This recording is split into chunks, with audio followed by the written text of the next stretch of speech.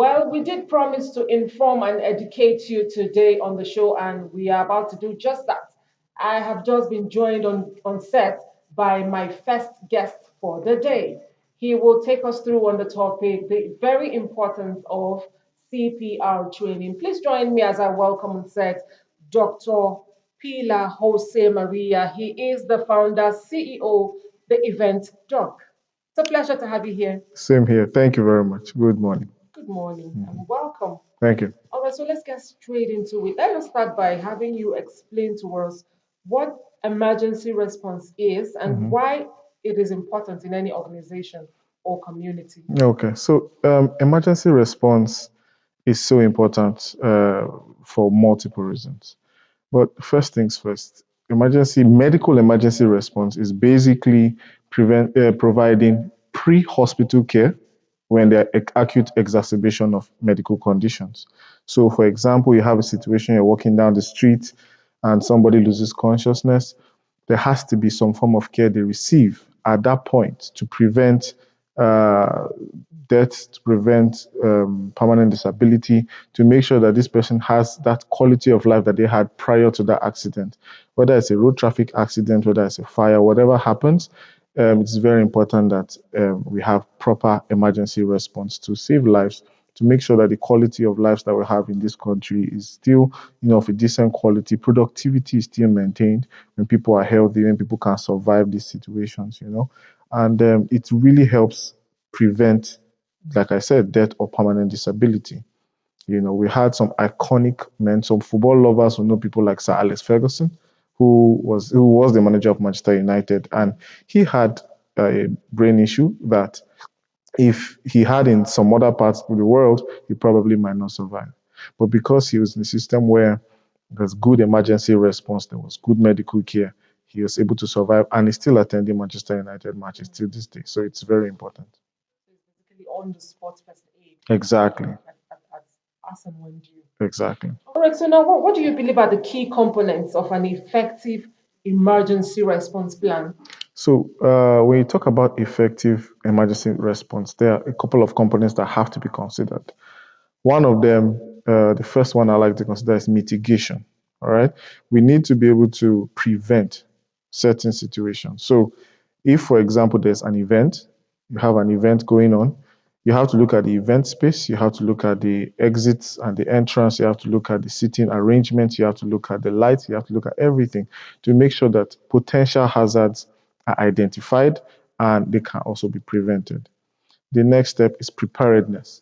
So when we have identified all these issues, you have to be prepared. You have to have the right tools, you have to have the right people, you have to have the right training and retraining of staff. You have to have the right situation that will make sure that whatever situation that might come up from this event or from an emergency situation, that the providers on hand are ready to handle it. The next one is the response. So the training kicks in when there is a case. If, for example, you're at an event and something happens to an event goer, you can provide proper emergency response. And like for every case is different. There are cases where you just need to help with the patient's respiration, or some other case where the patient is unconscious.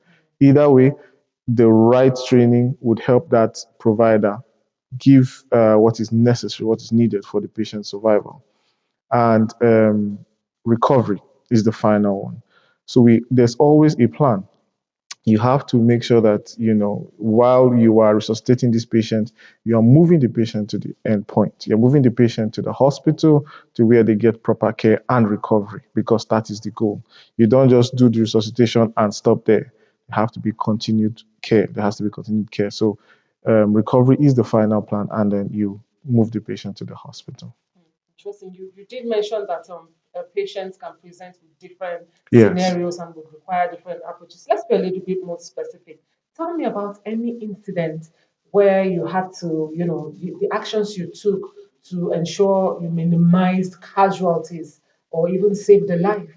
Okay. So we at the event doc, we were hired to provide the medical emergency response service at a concert last year, and During this concert, we had a young girl who had respiratory issues.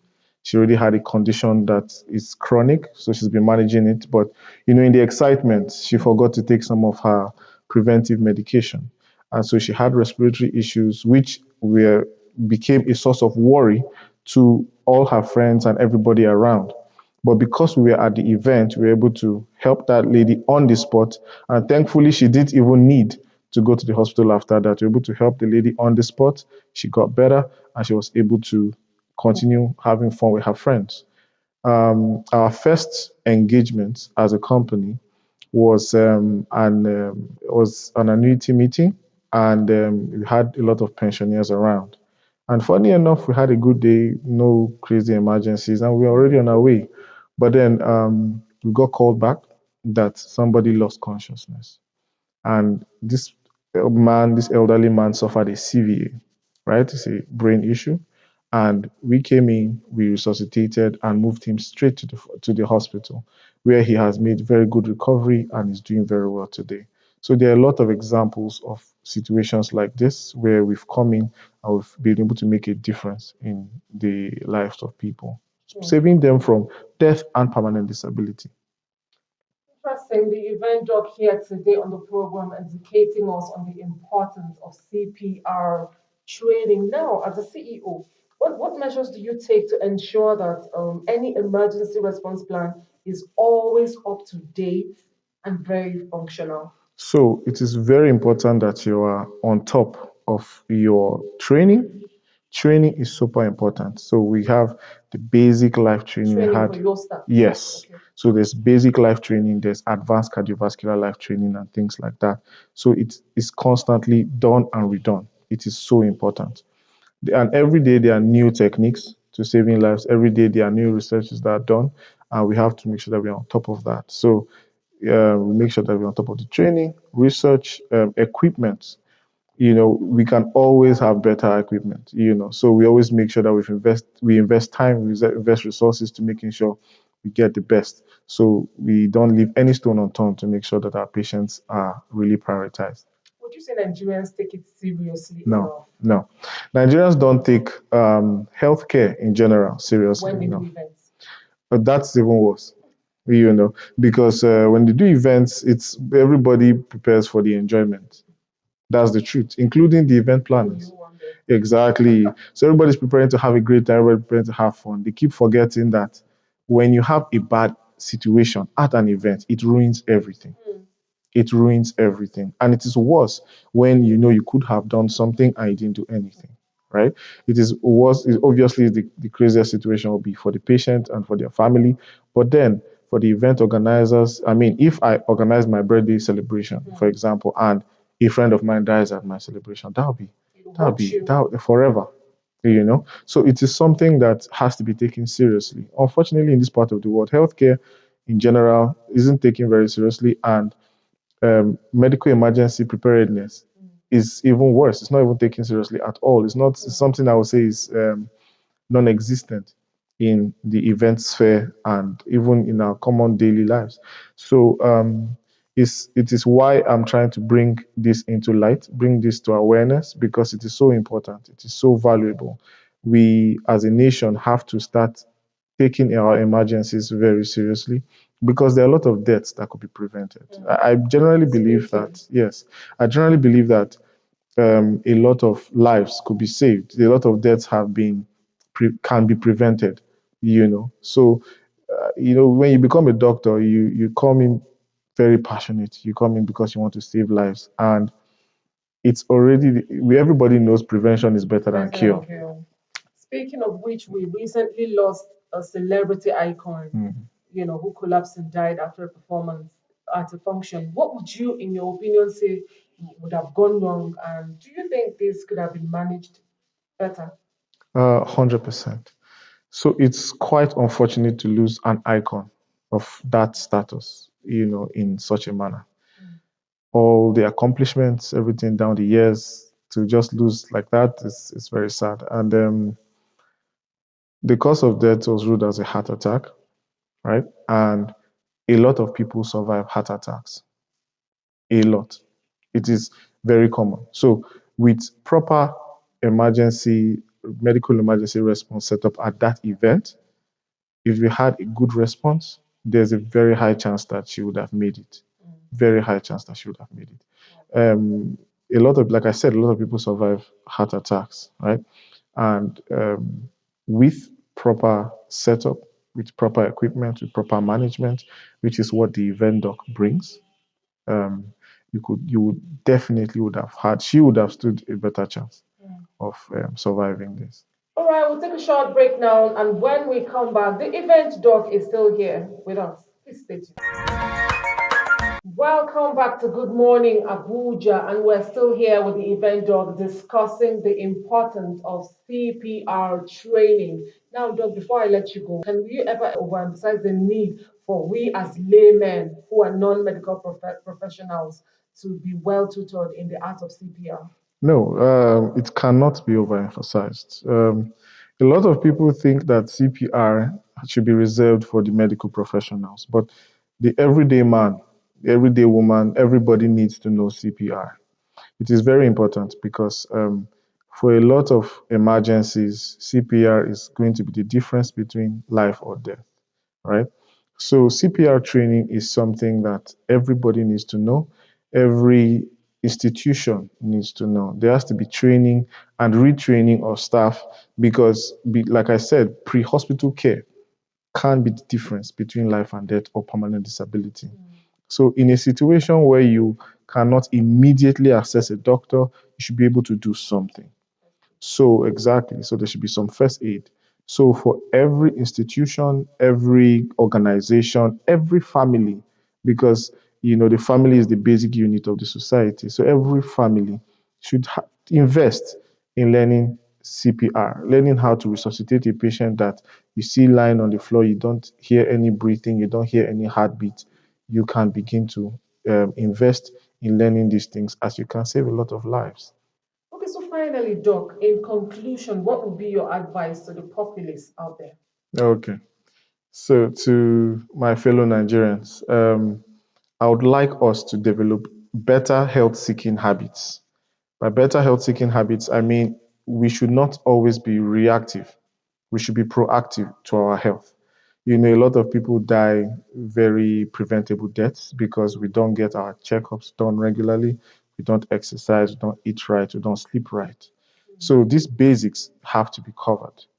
And, so for men, women, especially above the age of 40, it's very important that at least every year, at the very least every year, you get your full medical checks done, right? And when you get them done, we can catch certain things that, you can manage and you will live longer. But if you don't catch it, that's when it catches up to you. And by the time it catches up to you, it's a disaster most of the time. And in talking about health seeking habits, it's important that every gathering, every event, every situation that a lot of people will be together, it's important that you set up emergency medical response. As much as you are having, you're planning for the celebrations and the food and the drinks, there also has to be planning for emergency medical response because you have to prevent certain situations. Okay, there are a lot of events where in the setup, the injuries falls from scaffolds and situations that could have been, better, but it ended up being very bad. So from the setup to the end of the event, it's important that you have medical standby so that to prevent any situation like that. It's also important that but this is something that should be done on a higher level. But for the basic Nigerian, everything I've said is something that can be done by the Mm. basic Nigerian. Yes. Well, I've had a wonderful time discussing with you and learning. Yeah. Thank you so much for coming on the show this morning, and we hope to see you again soon on Very the soon, program. hopefully. Well, what more can I say? Your health is your wealth. Let's do the needful at all times. We'll take a short break now, and when we come back, Good Morning Abuja will continue. Please stay with us. Welcome back to the show. You are still on to Good Morning Abuja, and I hope you're having a fantastic time with us this morning. Well, I've just been joined on set by my second guest. He is a very regular face on this show as he is always on hand to educate us appropriately as every need arises. Please join me as I welcome Engineer Abayomi Olosonya, the Global Director, Africa House. Good Good morning. morning, sir. Thank you for Thank you having for me. coming to the show It's a as pleasure. usual. It's always a great pleasure to see you. Thank you very much. All right, so today you will be talking to us about business opportunities for Nigerians in a tough economy. That will be basically what we'll talk about. Let us start by taking a look at some of the emerging business opportunities that Nigerians can tap into despite any tough economic climate. Well, first of all, good morning, Abuja. Good morning, Nigeria. Thank you for having me. It's not an understatement to say that Nigeria is a wealthy country, and we're loaded with opportunities left, right, and center. And whenever we find ourselves in a tight spot, I don't want to use tough economy now. There are different opportunities we can explore, different industries we can leverage on to be able to take care of ourselves. And one of such industries is the apparel industry, the textile and apparel industry. And why have I mentioned this specifically? Is because whether you like it or not, anywhere in the world, people must put on clothing, whether you like it. And food is another sector. Whether the petrol pump price is what and what, you must eat. So food will always be a sector where people would always be active and very profitable. And another sector is the tech sector, the tech space, because we are now in the age of AI, artificial intelligence, and everything now is being computerized. And even here in Nigeria, our passport applications and different other systems of governments is being digitized. So now you can sit at the comfort of your home and just click a few links, and then you can apply for your passports. And several other sectors like this, where Nigerians really need to take a critical look at and see how they can make money from those industries. And there are several other industries, but time won't allow us to explore all of them. But there's several sectors, and I'm here to do justice to one or two of those sectors today, so that Nigerians can learn and see how they can start making money from those opportunities. I'm glad you delved into the world of tech. Now, how can individuals tap into the growing demands for digital services, given the global shift, towards technology? Well, what I would say in that regard is that because see, everybody talks about tech, but we need to be careful because when we're using the word tech, because I see a lot of people now talk about forex trading. Even people who don't know nothing about forex, they will download an application on their phone and then different things. At the end of the day, they will discover they've not made a single penny. So one has to be careful. There's good tech, there's bad tech.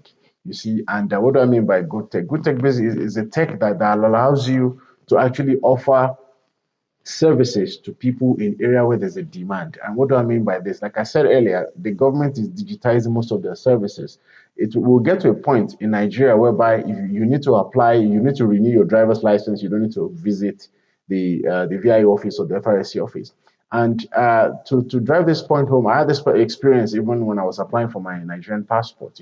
I thought, okay, I have to go to the office, carry papers, but no, I did everything in my house, online. And all I wanted there to do was just capture. And it was within 5 minutes, I was out. And a few days, I got my passport. I was like, wow, just like in the US. So imagine someone who's now offering a service along that area. For example, you're developing an application that allows people to apply for their passports, or an application that allows people to apply for government permits. For example, even revenue collection. You see, FIRS has been campaigning for people to pay their taxes, which is fantastic. But we need to get to a stage whereby an individual can sit at home and just click a few links and then pay their taxes and bonus. What am I trying to say?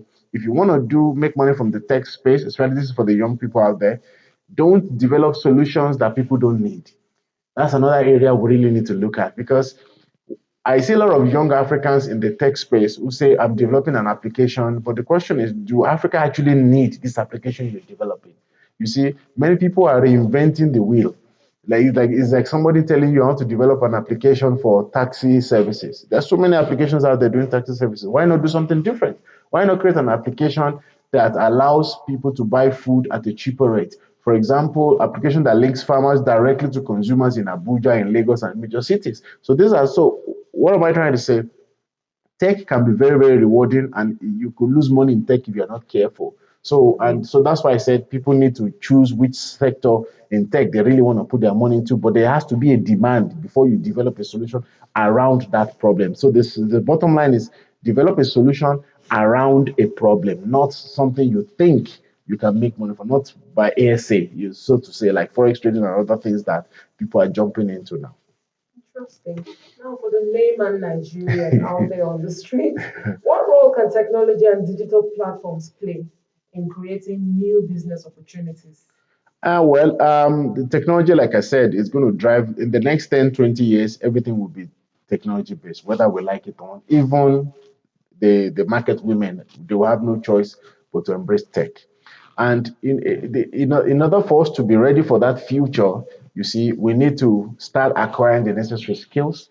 People, even the older ones, because we fall into that trap that, oh, it's for young people, not even for us. We will consider ourselves old, but whether we like it or not, a time will come that even government will not employ you if you don't have certain levels of skills. Remember those days when they'll tell you that, okay, if you can use Microsoft Word or Excel, is added advantage. But now nobody says that anymore. They assume you know it by default. So if you don't Exactly. even know it, don't even waste your time. So a time will come that people in their 50s and 60s will have to upgrade, so to say. So everybody needs to be ready for that future, and that future is so close and so near, and it will drive the whole economy, and our economy will grow in the process. So, if I were a young lady hairdresser out there, what can I do to increase my clientele? Like I've seen movies where people even book online and all of that to keep appointments. So, what advice would you tell So, me? well, for someone in that sphere, one thing you have to do is first allow technology to allow to help you attract more customers. Because imagine you have a hair salon in Maitama, and then on an average day you get 4 or 5 clients, but you have the capacity to do 100 or 200. How do you expand your customer base? You use tech. So basically, you have to either have an application that is unique to your business, to your service, that allows people to go online and book to say, okay, I'm coming Sunday at 10 p.m., I'm coming at 2 p.m. and whatnot. So that makes your life a lot easier rather than people calling you, like, oh, please, well, let me check my schedule, let me write it down. No, so that's number one. Another thing is advertising. Digital advertising is the future. Gone were the days where people would print leaflets and then they would go on the street and start sharing. To be seen. Exactly. But now, with a single click, thousands of people can know about your shop within an hour.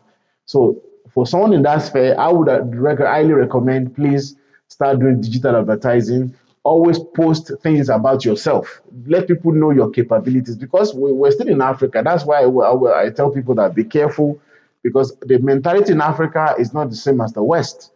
In Africa, they say seeing is believing. It's until I see that I will believe.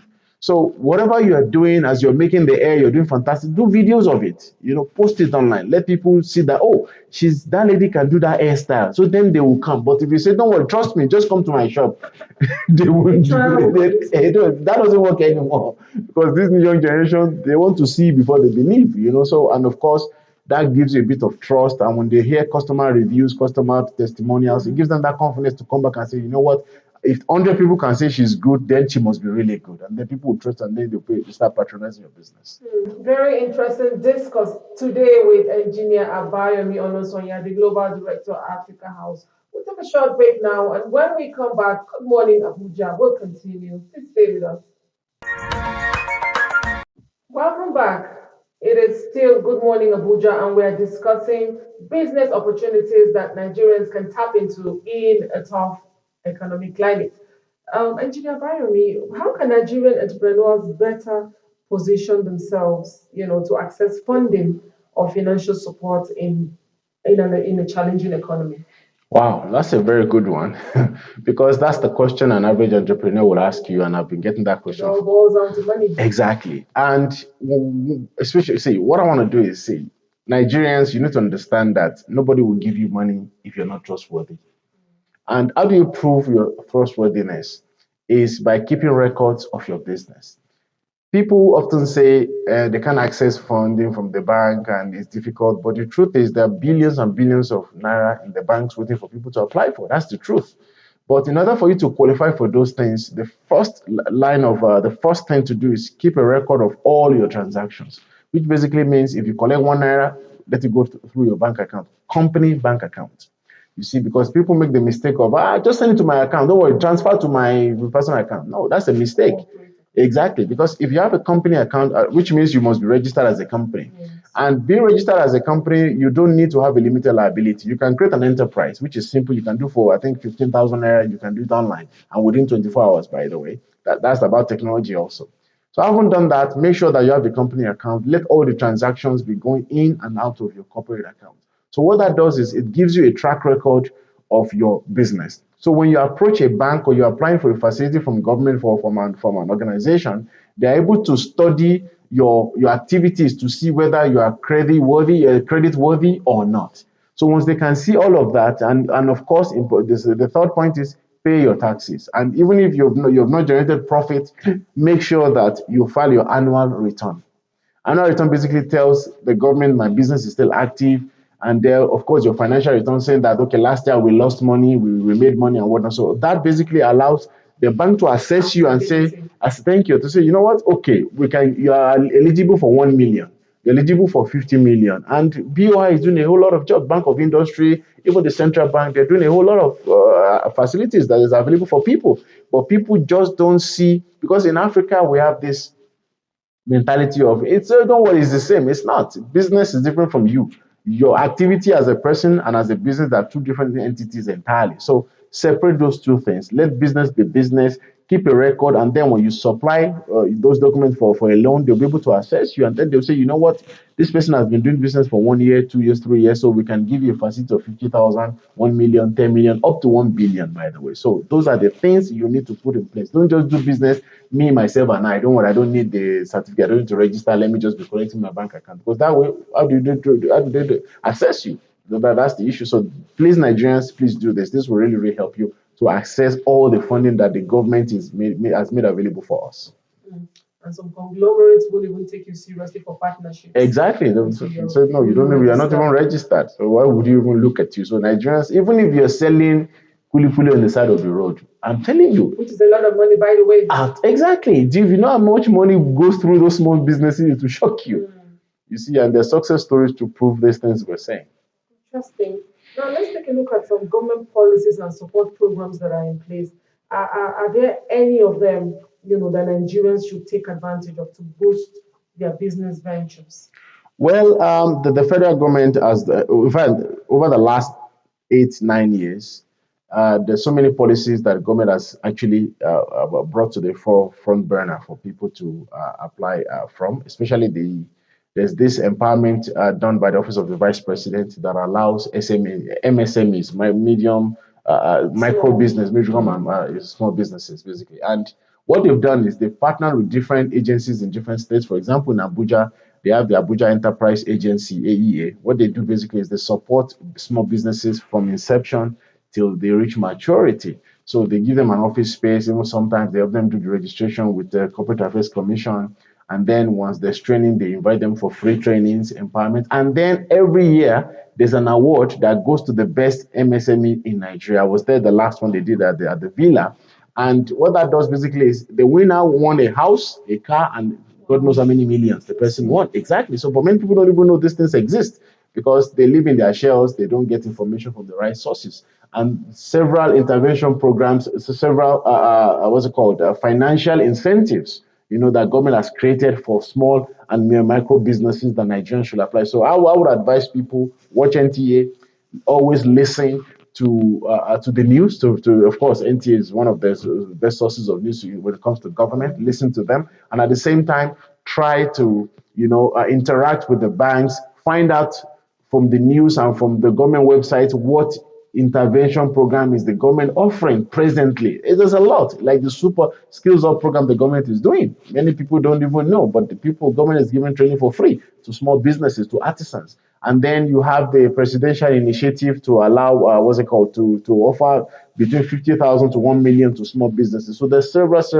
opportunities out there that you can apply for. So please don't say anything government, I don't want to listen. No.